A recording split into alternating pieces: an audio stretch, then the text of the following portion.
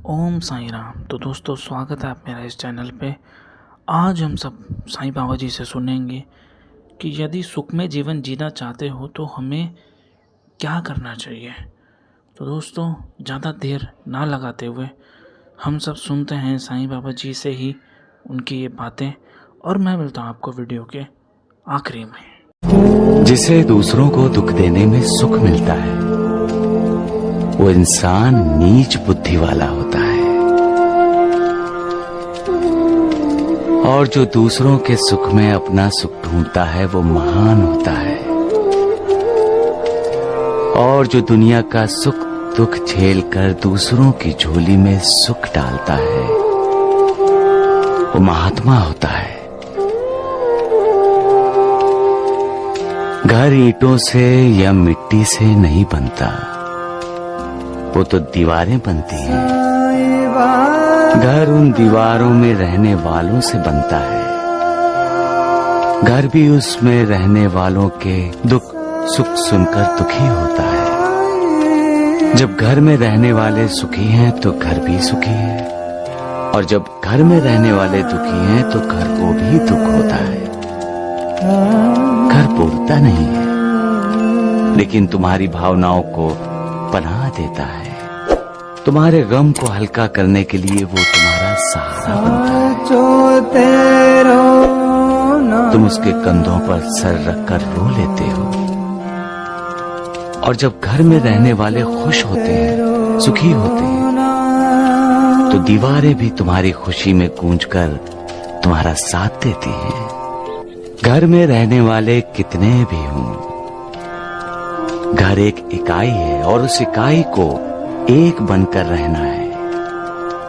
एक दूसरे का आधार बनकर, सहारा बनकर, साथी बनकर रहना है। तभी तो समाज में, देश में, संसार में एकता आएगी।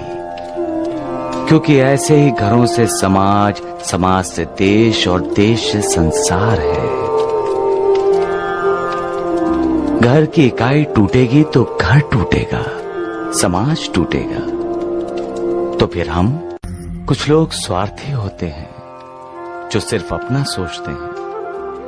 कुछ लोग द्वेषी होते हैं, अपना तो सोचते ही हैं, साथ साथ दूसरों का भी बुरा सोचते हैं। उनके मन में हर चीज के लिए, हर जीव के लिए द्वेष रहता है। उन्हें किसी को खुश देखकर, सुखी देखकर अच्छा नहीं लगता। वो दिल ही दिल में जलते रहते हैं, जलते रहते हैं। ऐसे लोगों से बचना चाहिए। उनकी बातों को सुनकर पहले आजमाना चाहिए, और उनके प्रभाव में कभी नहीं आना चाहिए। सबका मालिक एक है। इंसान की सबसे बड़ी कमजोरी कौन सी है? इंसान का अपना शरीर। क्योंकि यह शरीर विकारों के धागों से बुना जाता है।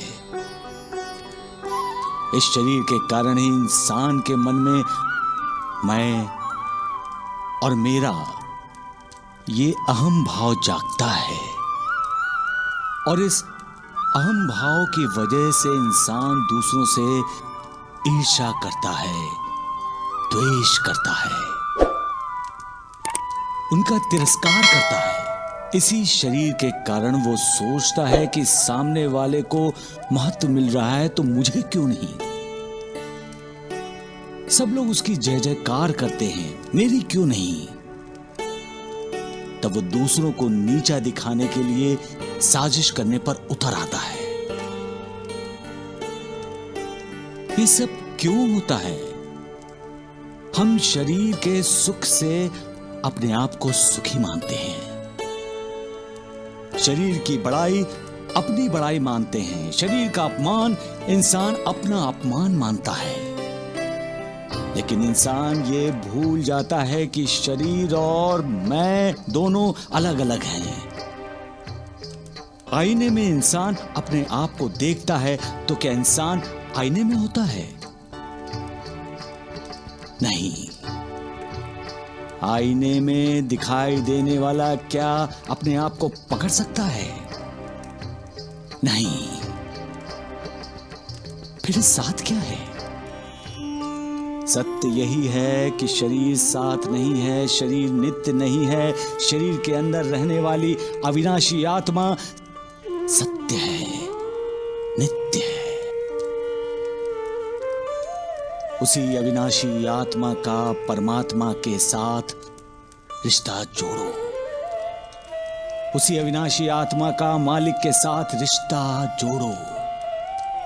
फिर विकारों से ग्रस्त इंसानी शरीर का कोई लोभ, कोई मोह नहीं होगा। फिर ईर्ष्या, द्वेष, तिरस्कार, क्रोध जैसे विकार हावी नहीं होंगे। फिर इंसान किसी के खिलाफ साजिश नहीं करेगा, ना किसी को नीचा दिखाने की कोशिश करेगा।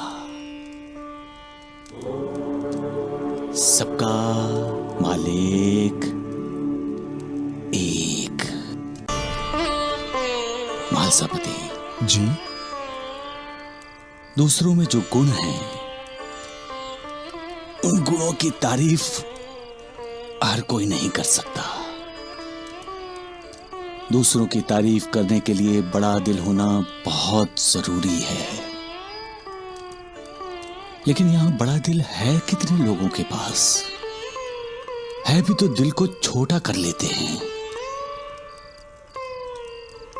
दूसरों की तारीफ करने के लिए शब्दों की कंजूसी कर लेते हैं। लेकिन क्यों? क्योंकि लोग एक दूसरे से ईर्ष्या करते हैं, द्वेष करते हैं। दूसरों का उत्कर्ष उनकी तरक्की है, जो उनसे बर्दाश्त नहीं होती। जो गुणी है, ज्ञानी है, अगर उनका उत्कर्ष होता है तो ये सहनशील हो जाते हैं। अपने दुश्मनों का भी बुरा नहीं चाहते। फिर भी अविचारी लोग उनका बुरा चाहते हैं, उन्हें अपना दुश्मन समझते हैं। ऐसे लोग कभी भी किसी का भला नहीं करते। अगर करेंगे भी तो बुरा ही, और सोचेंगे भी तो बुरा ही। मालिक की बनाई हुई ये दुनिया अच्छे लोगों की अच्छाई पर ही तो चलती है। साधु, संत और सज्जन इनके तपों के सामर्थ्य पर ही चलती है। लोगों की दी हुई दुआओं पर ही तो चलती है। ये बुरे लोग नहीं जानते, इसलिए जिनका गौरव करना चाहिए उनका गौरव गान खुले दिल से नहीं करते, बल्कि किसी ने उनका गौरव गान कर दिया तो उसे अपना अपमान समझ लेते हैं। महालसापति, लड़ाई जैसे सज्जन और दुर्जन में, नास्तिक और आस्तिक में, विश्वास और अविश्वास में होती है, वैसे ही गुणों और अवगुणों में होती है। और जीत हमेशा गुणी इंसान की होती है। जीत क्यों होती है? क्योंकि मालिक का आशीर्वाद हमेशा गुणी इंसान के साथ ही तो होता है। सबका मालिक एक।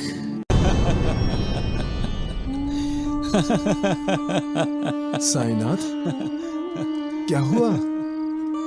आप हंस क्यों रहे हैं? मैंने इंसान का अहंकार देखा है महालसापति,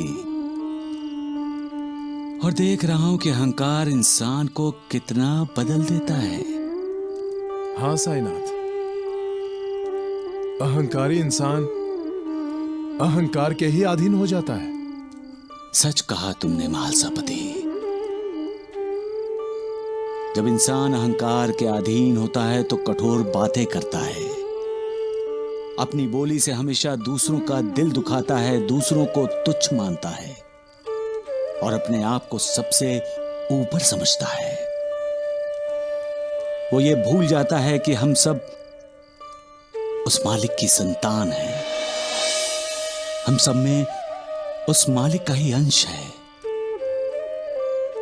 अगर ऐसा है तो फिर क्यों हम अपने आप को श्रेष्ठ और दूसरों को तुच्छ माने? क्यों हम दूसरों का अनादर करें? महालसापति, मैं तुम्हें एक कहानी सुनाता हूं।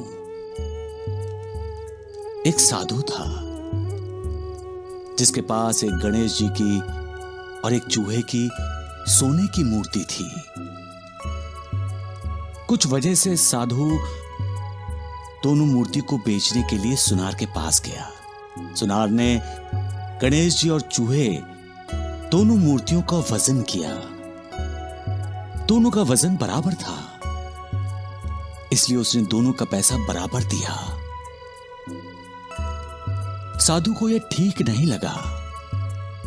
उसका कहना था कि गणेश जी की मूर्ति की कीमत ज्यादा होनी चाहिए, क्योंकि गणेश जी मालिक हैं, भगवान हैं। लेकिन सुनार का कहना था कि उसने सोने का वजन किया है, कीमत सोने की दी, मूर्तियों की नहीं। इसका मतलब यही हुआ ना साईनाथ, कि सुनार ने मूर्तियों को नहीं, सोने को देखा। हाँ महालसापति, इंसान को भी ऐसा ही करना चाहिए।